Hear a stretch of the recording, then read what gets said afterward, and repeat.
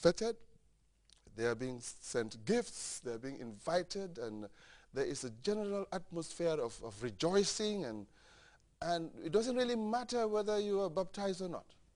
Famara awal ni, kumpo yangi awnale. It's a big event. Absolutely. And it's a time of real celebration.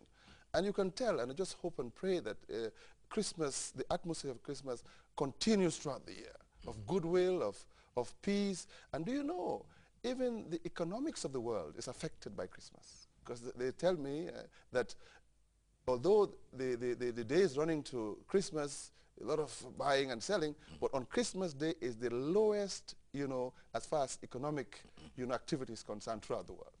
Because all this stock exchange closes. In fact, some countries say there's no trading on Christmas Day. So that notwithstanding, the atmosphere, we have our own way of doing it. The sharing one with the other, the goodwill, the rejoicing. And it's not only on the day. Week before, week after, the carol singers are doing their thing. In our day, the fanal competitions and all of that. And the best, builders of fanal were the folk from Afdai. Of course. Yes, and these were Muslim people. Absolutely. So, and it's not only for Christian feasts, as you know. When it's Tobaski and other Muslim feasts, it's like one community, and it's fantastic. I think we should continue to promote that, and prayers must be offered on a regular basis for this religious coexistence to deepen and grow. Your Grace, let us look at some of the theme of the carols. These are all heavenly messages, like hark the herald angels sing, "O come all ye faithful," and things like that. These are all trying to portray the coming of Christ to the world, to save mankind from evil. What will be your, if you're going to hold a Christmas Mass, what will be the theme? Well, the message is clear. The incarnation is, for Anglicans, perhaps, of all the theologies, all the doctrines, our favorite, in the sense that it's a mystery beyond comprehension. That God, in his infinite mercy, decides to touch our humanity by sending his only begotten Son, Jesus Christ, through the Blessed Virgin Mary upon this earth to lead us back to him. For us, it is beyond comprehension, but it is evident that God loves the humanity so much that he is able to do that. So that is the whole celebration, that God tabernacled among mere mortals. And we should rejoice that that has happened, and hence the great celebration of Christmas. And but of course, because of the factors we mentioned a moment ago, preachers must encourage people to bring Jesus back into Christmas. Because the commercialization, the distractions sometimes take us away for the message that you just beautifully summarized. That man is unholy, man needs to be friends with holy God, and Jesus Christ is the bridge. And he came on earth at this time through the Virgin Mary. And for that, Gambians are comfortable with that. You look at Surah Maryam, and you look at Luke chapter 2, there is no question. It's synonymous. It is, in fact, I would even say the Surah Maryam is more matter of fact than Luke chapter 2. So that's not a question here. But Mary is very important. That's why, as you've noticed, we have honored her by giving her, for example, the name of our cathedral, St. Mary's. St. Mary's. Even the Catholic cathedral is the Assumption of Blessed Mary. And you know that wonderful school that almost everybody went through, St. Mary's School. St. Mary's. We have some plans to make it a great, model in our city in the near future. And also, we talk about Combo St. Mary. We talk about Mary is a very important person in the Christmas story, and we need to draw attention to her from time to time. Your Grace, I wanted to ask you, with all the peaceful coexistence between the religions here in the Gambia, elsewhere, and notably in Nigeria, you have Muslims and Christians always at loggerheads. How do you view this? You know, I have been trying to understand the dynamics of the situation in northern Nigeria particularly. But I am inclined to think that it's not wholly interreligious. It is to do with land. You know, apparently the indigents of a particular land feel that they are being dispossessed of their land, and they give it a religious tinge.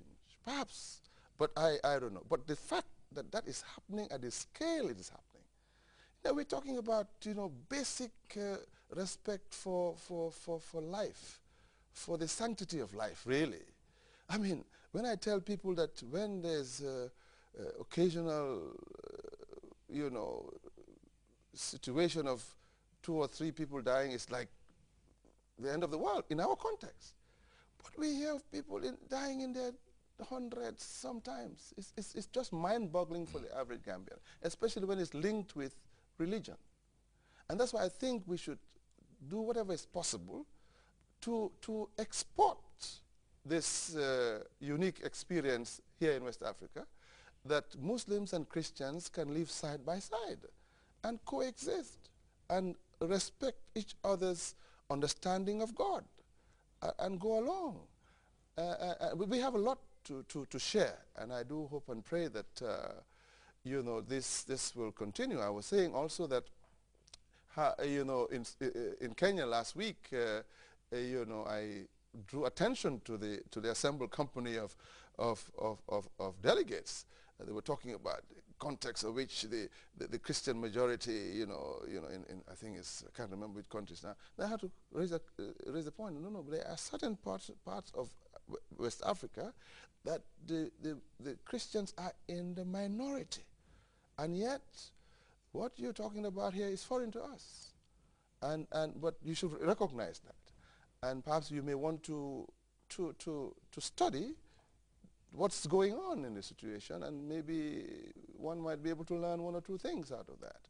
But it's all to do with, I suppose, our context, our size perhaps, and the fact that, we have been open to one another. We see ourselves as human beings first, and then we have religious affiliation. You remember Gambia High School, Thursday, the Muslims go to the hall for prayers.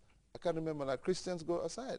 But yet we interact for the rest of the week, which is good. That is to say, we are one community, but we respect your faith, beliefs, and your faith and your belief.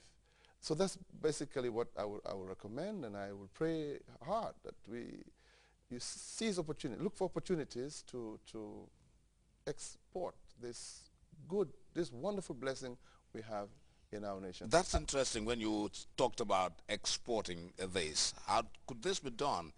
Do you have forum where the Anglican Church will organize a conference wherein you can invite people from Islam to come, and you sit down and you look? It's a possibility. Oh yeah, in fact, there is a continental organization known as PROCMURA, which stands for Program for Muslim-Christian Relations. We are part and parcel of that. And in the Anglican Communion, there is an entire, department that promotes, good relations between the faiths, not only Muslim, Christian, but Jewish and other faiths there. So there's a lot of organizations there. But I even think that we, through the Islamic Council and the Christian Council, something can be done. We start informally, first of all, because whether we like it or not, there are certain times we come together.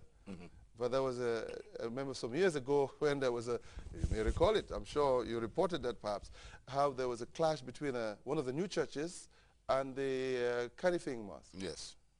We were invited, Christian Council, to solve the problem. And thankfully, in no time, with the help of Koto Tom Senghor, we were able to sort that problem in no time. So we do come. In fact, we used to, it was a regular feature, you recall, in the days of blessed memory.